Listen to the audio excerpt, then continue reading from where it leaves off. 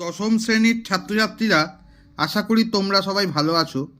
আমি আজ তোমাদের বাংলা দেখো সাহিত্য সঞ্চয়ন বই, তোমাদের প্রথম ভাষা দশম পাঠ, এই বইয়ের সূচিপত্র দেখো। তার দ্বিতীয় পাঠে 17 পাতায় অসুখী একজন, 17 পাতায় পাবলো নেরুদার লেখা এই কবিতাটা তোমাদেরকে বুঝিয়ে দেব। ঠিক আছে, তোমরা শোনো। দেখো, অসুখী একজন, পাবলো নেরুদার লেখা। তা দেখো, পাবলো নেরুদা হলো বিংশ শতাব্দীর মধ্যভাগে পাবলো নেরুদা এক্সট্রা ভাগাড়িয়া কাব্যগ্রন্থের লা লা ডেস্টি চাঁদা কবিতাটি নবারুণ ভট্টাচার্যর অসুখী একজন নামে অনুবাদ করেন। তাহলে এই দেখো, নবারুণ ভট্টাচার্য তর্জমা করেছেন, নবারুণ ভট্টাচার্য, সেই নবারুণ ভট্টাচার্য এটা করেছিলেন। এই যে পাবলো নেরুদা নামটির উৎস চেক লেখক যা নেরুদা এবং পাবলো নামটির সম্ভাব্য উৎস পাবলো পিকাসো। ঠিক আছে, তো এনারা হচ্ছেন প্রখ্যাত কবি, কূটনীতিবিদ, রাজনীতিবিদ পাবলো নেরুদা। চিলির সীমান্ত শহর পার্লেতে জন্মগ্রহণ করেছিলেন। তার আসল নাম কি দেখো, নেকতালি রিকার্দো রেয়েস বাসালায়াতো। এটা তোমরা পারলে মুখস্থ করে নিও। এবার দেখো, তোমাদেরকে আমি কবিতাটার যে বাংলা মানেটা সেটা তোমাদেরকে বুঝিয়ে বলছি। তাহলে এখান থেকে আরেকটা বিষয় তোমাদের জানা দরকার।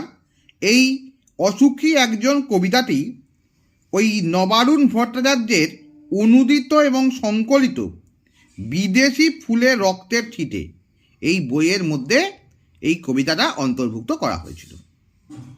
তাহলে এইবার তোমরা এর বাংলা মানেটা বোঝার চেষ্টা করো।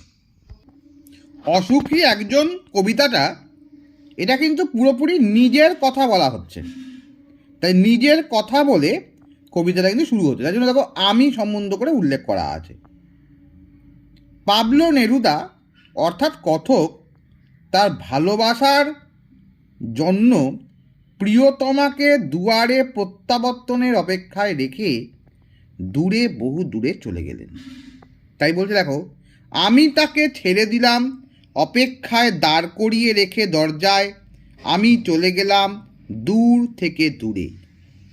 তাহলে আমি হচ্ছে কথক, তিনি তার প্রিয়তমাকে দরজায় দাঁড় করিয়ে দিয়ে তিনি চলে গেলেন দূর থেকে দূরে। সে জানতো না আমি আর কখনোই ফিরে আসবো না। কি বলছে দেখো, সে জানতো না আমি আর কখনোই ফিরে আসবো না, মানে কতক আর কখনোই ফিরে আসবে না।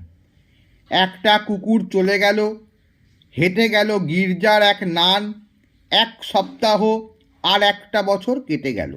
তার মানে সময় বয়ে চলে যাচ্ছে।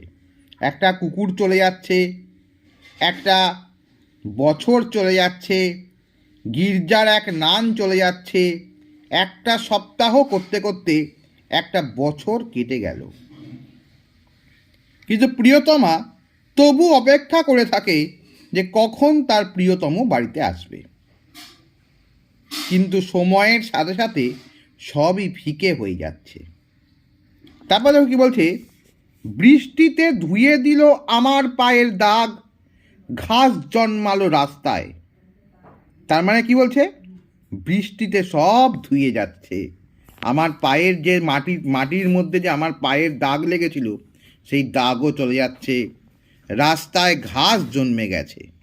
এবার কি বলছে দেখো, আর একটার পর একটা পাথরের মতো পরপর পাথরের মতো বছরগুলো নেমে এলো তার মাথার ওপর।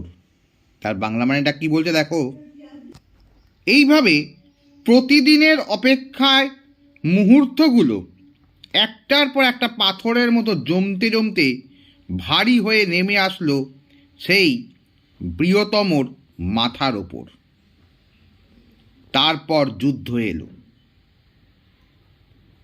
তার মানে কি বলছে ওইটার, যে পাথরের মতো পরপর পাথরের মতো বছরগুলো নেমে এলো তার মাথার ওপর, কিন্তু সময় চলে গেল নদীর স্রোতের মতো, কিন্তু তার প্রিয়তম আর ফিরে আসলো না, তার অপেক্ষায় সার হলো। তারপর যুদ্ধ এলো, রক্তের এক আগ্নেয় পাহাড়ের মতো শিশু আর বাড়িরা খুন হলো, সেই মেয়েটির মৃত্যু হলো না।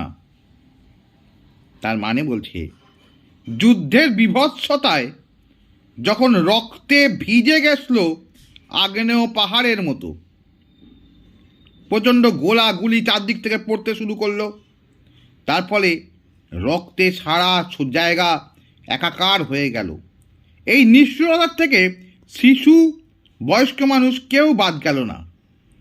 বাড়ির সকলে খুন হয়ে গেল, সমস্ত স্মৃতি মুছে গেল। কিন্তু এসবের মধ্যেও কবির সেই প্রিয়তমা মেয়েটি কিন্তু বেঁচে থাকলো। সমস্ত সমতলে ধরে গেল আগুন। শান্ত হলুদ দেবতারা, যারা হাজার বছর ধরে ডুবেছিল ধ্যানে, উল্টে পড়ল মন্দির থেকে টুকরো টুকরো হয়ে। তারা আর স্বপ্নে দেখতে পারল না সেই মিষ্টি বাড়ি বারান্দা। তার মানে বলছে, সমস্ত সমতলে যখন আগুন ধরে গেছিল, শান্ত হলুদ দেবতাদের যে সমস্ত মন্দিরগুলোতে পাথরের যেসব দেবতারা হাজার বছর ধরে তারা ধ্যানে ডুবেছিল, সেই সব মন্দিরেও কিন্তু গুলিগোলা পড়ে মন্দির গেল টুকরো টুকরো হয়ে গেল। তারা আর স্বপ্ন দেখতে পারল না। ধ্বংসের তীব্রতা এত প্রচণ্ড বেড়ে গেল যে দোমড়ানো লোহা, কাঠ, কয়লা জায়গায় জায়গায় ছড়িয়ে পড়ল। ধ্বংসের তীব্রতা এত বেড়ে গেল যে কালো রক্তের দাগ সব দিকে বীভৎস চেহারা নিল।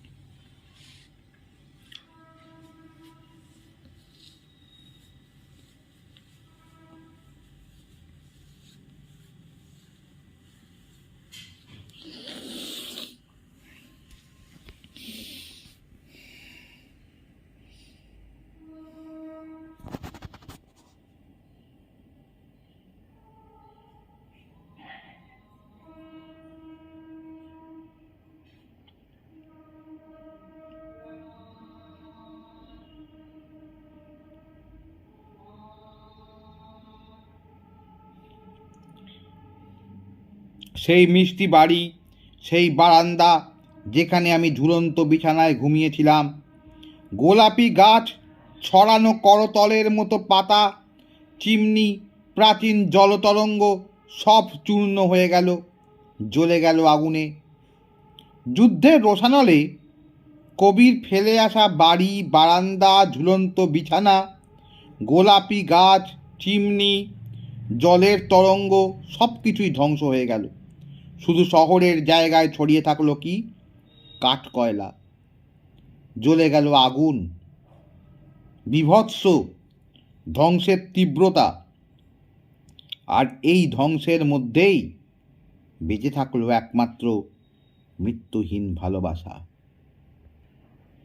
যেখানে ছিল শহর, সেখানেই ছড়িয়ে রইল কাঠ কয়লা, দোমড়ানো লোহা, মৃত পাথরের মূর্তির বীভৎস মাথা, রক্তের কালো দাগ।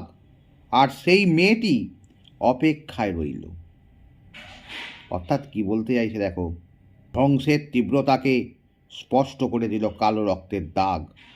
ধ্বংসের মধ্যে কিন্তু জেগে থাকলো তবুও মৃত্যুহীন ভালোবাসা, যে ভালোবাসা নিয়ে কবির জন্য অপেক্ষা করে থাকতো তার সেই প্রিয়তমা।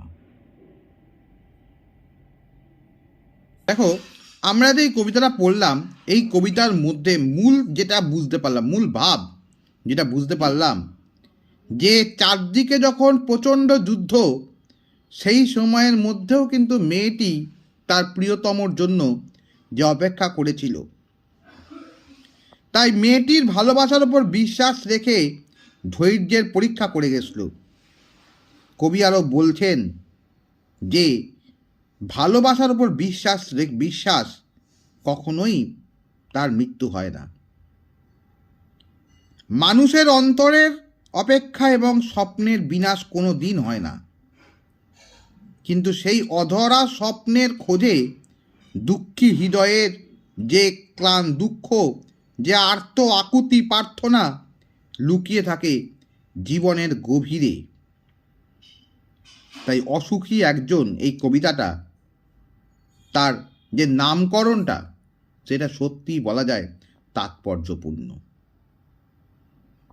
তোমাদের যদি কোনো প্রশ্ন থাকে তোমরা আমাকে কমেন্টের মাধ্যমে জানাবে, আমি তোমাদের উত্তর দেওয়ার চেষ্টা করব। আর যদি তোমাদের ভালো লাগে তাহলে লাইক, শেয়ার, কমেন্টস এবং সাবস্ক্রাইব করবে এবং পাশে থাকা বেল আইকনে একটা প্রেস করে দেবে। তাহলে যখনই আমি আবার নতুন ভিডিও আপলোড করব, সাথে সাথে তোমাদের নোটিফিকেশনে চলে যাবে। আজ তাহলে এই বলেই শেষ করছি। তোমরা সবাই ভালো থেকো, ভালো করে পড়াশোনা করো।